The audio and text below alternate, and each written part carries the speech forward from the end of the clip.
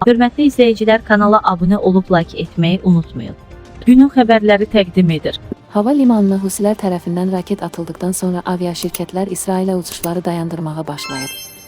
Ajans Az Xarici Ki və istinadən xəbər verir ki, uçuşları ləğv edən beynəlxalq aviaşirkətlərin siyahısına İrlandiya Ryanair, Macarıstan İzzair və Lufthansa Airlines, İsveçrə Austrian Airlines, Brussels Airlines və Eurowings-in daxil olduğu Lufthansa qrupu, eləcə də American United Airlines, Italian UTA, Air France, Brussels Airlines, Air India, Air Canada, Air Europa daxildir.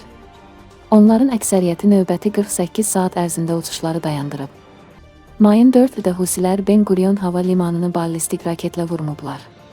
Hücumdan sonra hava limanı bağlanıb. İsrailin Müdafiə naziri Katz hava limanına edilən hücuma cavab olaraq Husilərə 7 qat zərbə endiriləcəyini vəd edib.